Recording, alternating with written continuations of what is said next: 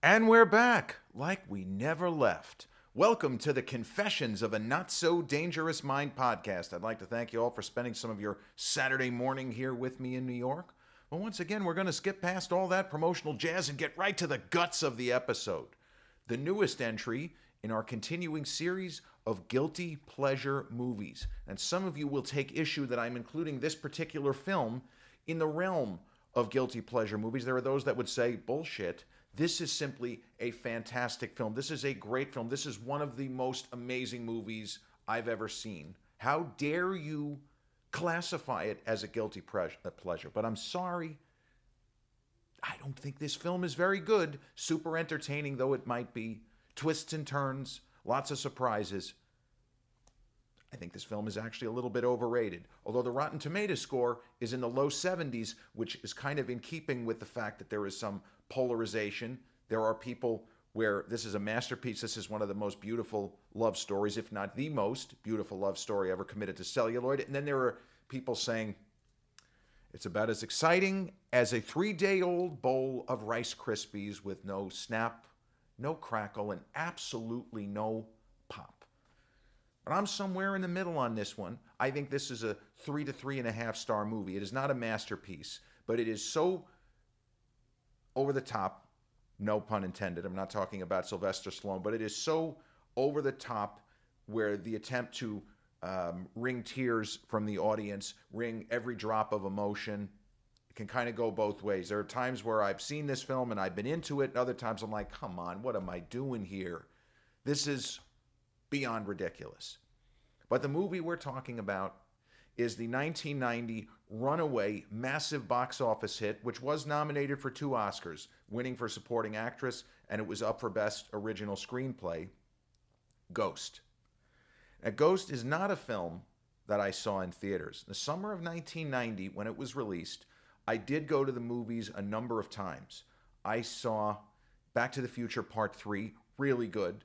That might be the best trilogy that has ever been.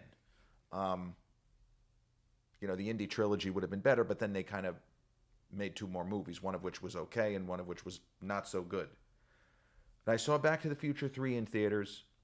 I saw Die Hard 2 also in theaters. And sad to say, I saw The Adventures of Ford Fairlane in theaters, but I did not see Ghost in theaters. And I feel like my problem with the movie was with a very obvious love and romance element in the film. And I was at a very low point in my young life. I was 16 and I had no social life. And I did not think that I would ever have a social life. So a movie that quite clearly is romance and you're supposed to be crying at how beautiful it is that these 2 very attractive people are together. No, thank you. I'm all set here. I don't think that I could stomach 2 hours of Patrick Swayze and Demi Moore making goo-goo eyes at each other. No, thank you. I'm all set. So I didn't see it in theaters. I didn't know that many people who didn't like the movie. The perception that I had at the time, some of the reviews were not great, but then there were major critics that said, no, this is fantastic. This is a great movie romance. Yes, it's maudlin. Yes, it's sickly sweet. But this is really well acted. The special effects are on point, and it has a lot of interesting ideas. So my perception was I probably would enjoy the movie if I allowed myself to. If I dropped the veneer of always being angry and somehow taking it personally that there are characters in a movie that are hooking up. I had a lot of funny ideas back then. But you know what? We all grow up. Hopefully, we all grow up. We change. Our thoughts. When I finally did get around to seeing Ghost, when it premiered on HBO, I really liked it. That I had not seen it in theaters because I felt like the experience of seeing it with a good surround. So one of the interesting things to me about the movie Ghost is not, but it's about the writer, a man by the name of Bruce Joel Rubin, who has had a very solid career as a writer and also a filmmaker. But in particular, Bruce Joel Rubin wrote what I believe to be certainly the single greatest screenplay I've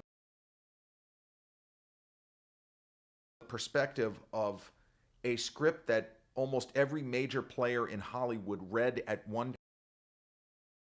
It still took close to a decade to get produced because nobody could figure out how to do it. Bruce Joel, he wrote that before writing Ghost. And as he tells the story in the book version of Jacob's Ladder, which has the shooting script and a bunch of other drafts, that film was even made, it took Adrian Lyne, not long after he had done Fatal Attraction, he was the only guy who read that script and said, I think I can make this movie. Because everyone else from Spielberg and I believe Scorsese on down read Bruce Joel Rubin's Jacob's Ladder and said words to the effect of, this is the greatest script I've ever read. Too bad it can't ever be a movie. And Spielberg, I think that was his direct quote. This would be incredible if anyone could figure out how to do it, but I don't think there is any way to do it. So there are these moments in Hollywood where somebody is at such a high ebb, that they are at such a peak level where you know that's not supposed to happen, and they realize this is something that will never happen again. Bruce Joel Rubin, who wrote the screenplay for Ghost, and as I said, wrote what became Jacob's Ladder. The two movies were finished filming and in post-production at the exact same time. That is so rare for a writer, for anybody really, to be in a position, two major studio films, all but wrapped at the same time. Now, Jacob's Ladder was a little bit behind in the process. That was a fall, I want to say it was November of 1990 release, October, November, something like that. And Ghost was summer. But not surprisingly, both films, they do have similar concepts insofar as the living and the dead, dreams, nightmares, waking nightmares. Can you communicate with people who are no longer with us? And is there some kind of sort of way station? Is there some kind of purgatory in between real life, what we think of when we think of heaven, and what we think of when we think of hell? And the thing is, if you were to watch Ghost and Jacob's Ladder back to back, the parallels become even more apparent. The films are entirely different. Ghost is a love story. It has some brief horror movie elements. It has thriller elements, mystery. It has moments of where it plays like a mystery, like what the fuck is going on here. Jacob's Ladder is a psychological thriller / horror movie. It is closer to a horror movie, I believe, than anything else, because it deals with themes like God and the devil, pagans, angels, demons, a lot of very, very scary stuff. And many of the special effects in Jacob's Ladder were practical effects that were done during production, as was the case with Ghost. And Patrick Swayze was just about to hit an incredible peak in his own career. He had done Roadhouse the previous year. I'm sorry, I'm supposed to, as a guy, I'm supposed to love Roadhouse. I don't think the movie is any good at all. It's just not, it's not that good. And he did Next of Kin. It's okay. But he had done Dirty Dancing, which was, that's kind of a cult film too. I would argue that Dirty Dancing is, I think it's a better movie than Ghost. That's neither here nor there. That's more of a, what you would call conventional romance, not romance between the dead and the living kind of stuff. Steven Spielberg gets into that in the movie Always, which came out the year before Ghost. It's funny, I never drew a parallel between those two films. I would think that Always might be the weakest movie that Spielberg ever made, which is high praise because Always is a good movie, but by his standards, story just wasn't, I don't think it was good enough for his talents. But that's a film where Richard Dreyfuss, I'm sorry for spoilers, he plays a kind of hotshot pilot who dies very early in the film. I'm not really giving you a spoiler. And he tries to continue to communicate with the love that he left behind, played by Holly Hunter. Well, in the world of Ghost, Patrick Swayze's Sam, I always get such a kick out of his last name, Wheat. Sam Wheat. There was a famous baseball player in the first part of the 20th century, Zach Wheat, I wonder if we were supposed to think he's related to Zach Wheat from, at the time, 80 years ago. But in a world of Ghost, you have this really attractive couple of Patrick Swayze and Demi Moore, Sam and Molly. And Swayze, when this film came out and just went through the roof, he shot Point Break with a very young Keanu Reeves. And there was a high degree and high level of confidence that Point Break was going to be a significant box office hit, which it was in the summer of 91, the same summer as, I mean, it was shooting it out with Terminator 2, no pun intended. That was a big summer for movies. Robin Hood, Prince of Thieves was also that summer. Naked Gun 2.5, The Smell of Fear, which I thought was an absolute riot. Hot Shots with Charlie Sheen. Big summer for movies. The only big movie that really bombed was Bruce Willis' Hudson Hawk. And that's a film that a lot of people have kind of embraced in recent years. Spoiler alert, it's still not very good. I love Bruce. That's not a good movie. But in the world of Ghost, you have a mystery developing early that you're not expecting. And this is something, it's to the movie's credit, that I was not expecting, that the character of Sam, he uncovers some financial chicanery. So he's not just sort of randomly, he doesn't randomly become a ghost. He doesn't randomly exit the earth because, Thomas Wayne in Batman 89 gets bumped off by some street tough who ends up being Jack Napier. That's not how it goes in the comic books. In the world of this film, it is a targeted killing. Sorry for spoilers. He is killed because he stumbled onto something that, if he hadn't, he probably wouldn't have been killed. I didn't think that I was going to buy any of this movie going into it. And there are certain things where you just sort of go with it. I remember my dad actually saw this film in theaters. I guess his lady friend at the time wanted to see it. My father, I thought, was really old in the summer of 1990. He was 47. He's 4 years younger than I am now. But he had a problem, which is a pretty obvious problem. He said, hey, Patrick is just walking around. He's a ghost. He can go through walls. How is he not just going through whatever floor he's on? Did they even explain it? And I don't really give a shit. How is that? How does that work? It's the reason why he never really embraced the movie, because that drove him nuts. And I could be the kind of personality to fixate on one element in a movie that drives me nuts. That didn't bother me. I was willing to, okay, I accept it. And I love the performance and the actor and the character played by the late Vincent Schiavelli. What an amazing actor he was. Worked with Milos Forman a number of times. I think he was in One Flew Over the Cuckoo's Nest, if I'm not mistaken. He has a really terrific role. It's not a big role, in Amadeus. And he is fantastic as an NBC executive. Was it Maynard Smith? I'm not sure if that was the guy's name. But the NBC executive who kind of fucks with Jim Carrey's Andy Kaufman, and they have a bit of a weird back and forth kind of a relationship in that film. But Vincent Schiavelli as the subway ghost in this movie, he's almost the most grounded character in the entire film, as absurd as that is, given that he's a ghost.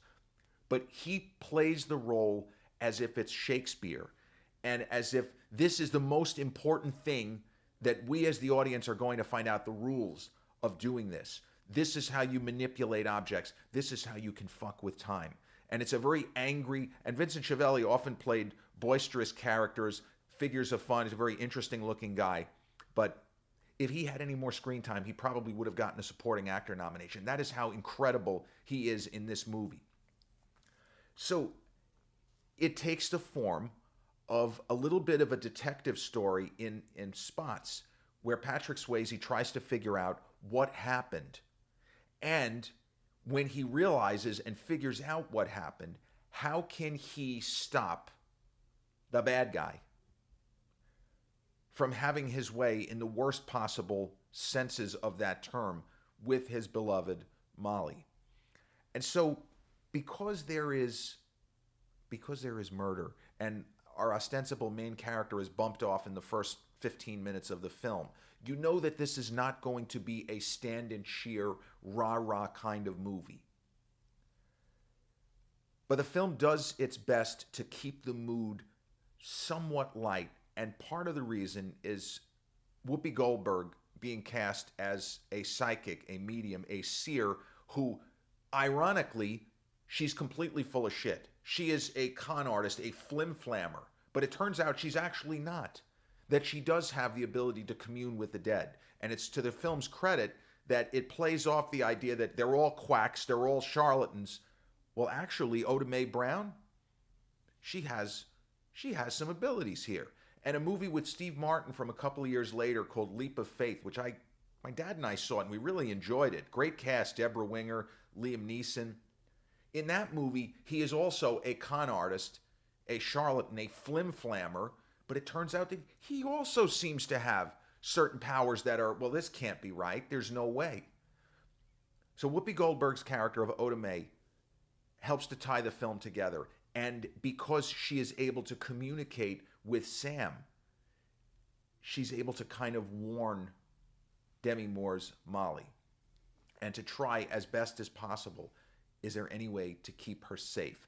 Is there any scenario here in which Sam and Molly can reunite, even if just for a few strokes, a few seconds here or there, a few strokes, that's great, that's what she said, but a few moments in time?